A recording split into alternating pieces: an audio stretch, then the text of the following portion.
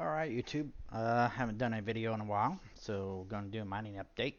For those of you guys who are mining Ravencoin, I've been messing with Ravencoin settings for a little while now, and on simple mining, and I found a pretty sweet spot.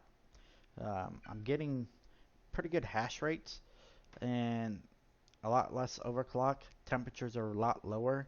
If you take here right now, I've been mining Raven for about 24 hours since the last setting that I'm using. And those are my temperatures, my fan speeds. The ambient temperature in my house is 72 degrees. Actually, in my computer lab, it's probably running about 75. Okay, so that's that. I'll show you my clock settings on that. Overclocking. Alright, so that looks a little low, don't it? But I set it, I started out with 150, 500 power limit. For Ravencoin, because of the different algorithms it uses, you're going to have a higher power limit. You can't run the 65 like you can on other coins. Um, I did 80. It did pretty good. I, and I kept working it down. I got it down to 90 for the core and the memory at 300, the power limit at 70. These are 1060 6 gig cards. Most of them are MSI gaming versions or gaming X's.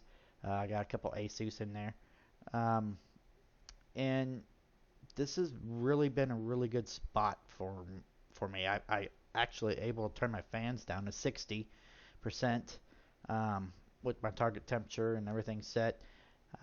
It's looking really good. So I would recommend you try this. What I don't recommend is running, if you're doing Raven, keeping it at 150, 500 and the 65. That's going to hurt your card um, because some of those algorithms that it switches to are a lot harder, and it makes your card work a lot harder than you would think when it's running those. And then other ones are a lot easier. So when you're doing your overclocking, you might think, oh well, this 150, 500, or 200, or whatever you're doing, oh this is working, this is good. But you know what? When it switches to a different rhythm, it may not be so good. It might be putting a lot of stress on your card. I've noticed this on my system. Check it out for yourself. I recommend these settings. I lost very little um, hash rate on this setting. I mean, very little, like literally two hash rate. But my power is down um, from what I was set to, and my cards run a lot cooler. They respond better to this. Longevity and in my mindset here, this will help preserve my cards. Plus, I'm not just destroying my fans on my cards. Um, so that's settings for that. And let's go to Ravencoin News. Oh, look. Huh. Yep. Yep. No news. And, you know, this is getting kind of boring with Ravencoin. White paper is still exactly the same, and they're still in progress on phase 2 or 3 or whatever. Their Twitter is just like the bird, tweet, tweet. It's just quiet. Nothing. You hear crickets. Um, I do mine it though, because it is profitable. I don't keep it. I'll be honest with you. Um, when I mine Raven, I mine it a week at a time. At the end of that week, I will usually take 75% of my Raven and trade it out. Right now, I've been trading it out because Zencash is down. I've been trading it out and transferring into Zencash. Some weeks I trade out and transfer some into Bitcoin, um, some into Zen. Um, Motion, I've been transferring Raven into Motion as well. Motion is a really good coin, or really good crypto. You guys should really check that out. They got a good platform, much better platform than what Raven has. And Motion just started. They just literally came out like 2.5, 3 weeks ago, somewhere around there. And their platform, their wallet, their miner works a lot better than anything Ravencoin has to offer. But I still like Ravencoin. and I'm still mining it. It's just I kind of want to see some updates, you know, and some information from them, and not really seeing that. Um, I mine Raven on Supernova. It's my Supernova here. It's pretty good. I like it. I tried several other pools. This one, I don't know. Maybe I like Supernova, but it feels better for me and familiar with it, and it balances out pretty good. Right now, I'm at 40 mega hash, almost 41. As you can see, it does jump quite a bit on Supernova. That is an issue with the pool probably. My actual average is 50. I'm getting right at 50 mega hash with 7 1060 6 gig cards with those clock rates I showed you earlier. So you should really try that. See, just now it just jumped up to 60, but you should really try that. Those settings, I think you'll be impressed with them, um, and you'll save life on your card. Which you got to make those cards last so you can get them paid off and make some profit. Um, So that's pretty much it on Raven. Like I said, my plan with Raven is every week when I do mine it, I mine it for a week. 75% I sell off. I'm gonna be honest, and I buy other other crypto projects I like. Zen, I buy a lot of Zen, a lot of Motion, and then Bitcoin sometimes. Um, like right now, I am buying Zen and a little bit of Bitcoin, and just a little bit of Motion too with it. Um, but more Zen than anything else right now because Zen is down. But it really Zen's doing really well, even though the price is down, and we'll go over that here in a second. So let's take a look here at Zen. Let me get a drink, guys.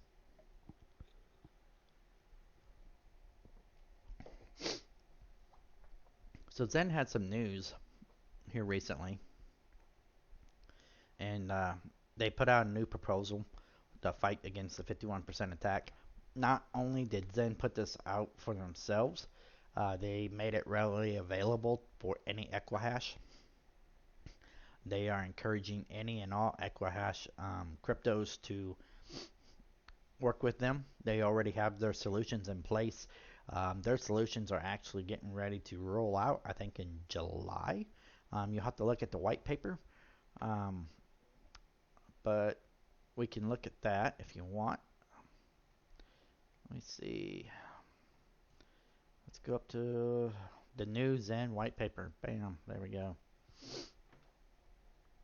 All right, so the new Zen white paper, that's basically about the super nodes and all that, secure nodes and side chains. Where is?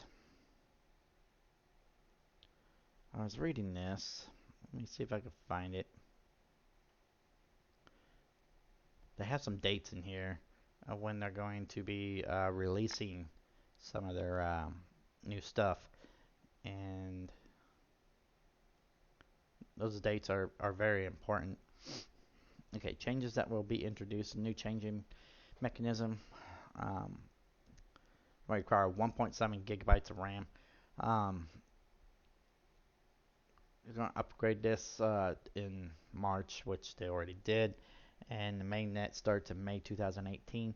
I think they pushed that off a little bit for the May one, and they did push it out, but it was in the first part of June, I want to say. Um, let's see. Where is.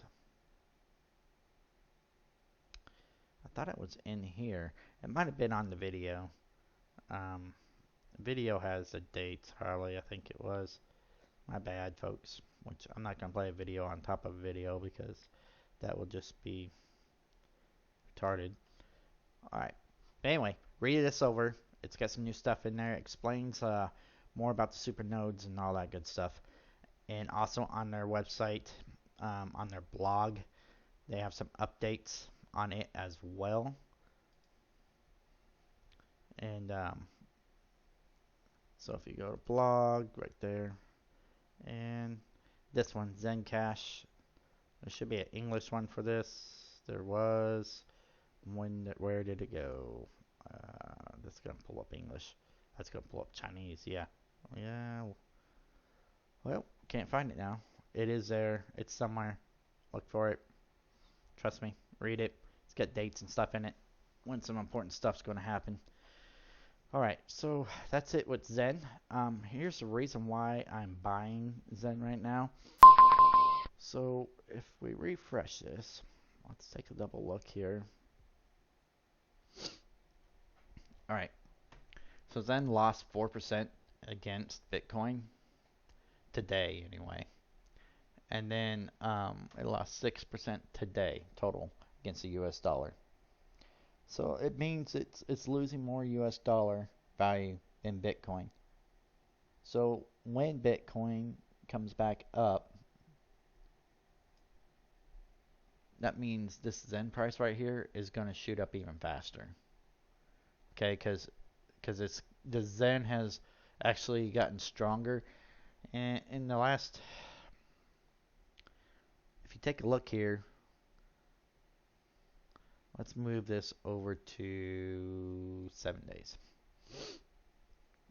7 days. All right. So if you look back here, see the price, the orange, the gold looking one, the Bitcoin. So that's Zen's value against Bitcoin, and then you see the market price, right? And you look and look, nice little peaks here and there. This right here, see this? Now I'm not a financial advisor or anything like that. Don't say I'm not saying put everything you got in Zen, but for me personally, this is a really good indicator. Um, so Zen actually strengthened against Bitcoin and has not lost that strength yet at all. So if this strength continues against Bitcoin in the US dollar, it just stays there and kind of bounces between $15, $18, $20. When Bitcoin comes back, then the Zen USD value is going to shoot up pretty fast. I've seen this numerous times on different coins, as but this is this right here. When you have a market like you've got right now, and it gains against the Bitcoin as it's going down in dollar, that's a pretty good crypto project to be looking at, in my opinion. So, take it for what it's worth. I'm just a techie guy, but yeah, that's the Zen updates. Um, like right now, like I told you guys, I'm just doing Ravencoin. Uh, Once again, those are my temps. I got one MSI Gaming X that's starting to run a little warm. I may have to pull it, maybe. That's the one that's 54. I don't like my cards personally to run over 62 Celsius. If they get over that, I usually pull them out and clean them, put new thermal paste on them, put them back together, pump them back in there, and they're good to go. Um, my clock settings one more time for you guys.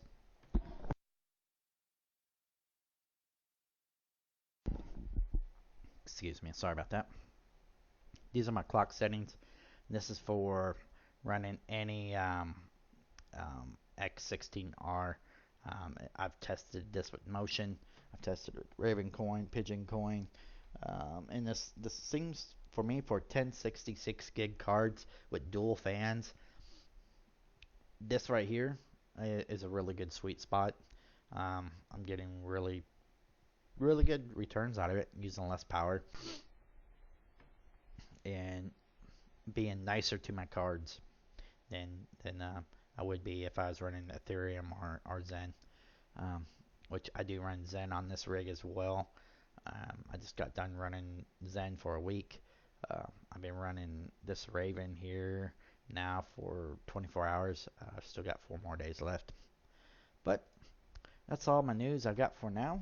If you guys have any questions about anything else, if you need to know how to farm Raven or anything like that, just leave me a comment down below. And I need more subscribers, so hit that like button and subscribe. Y'all have a great night.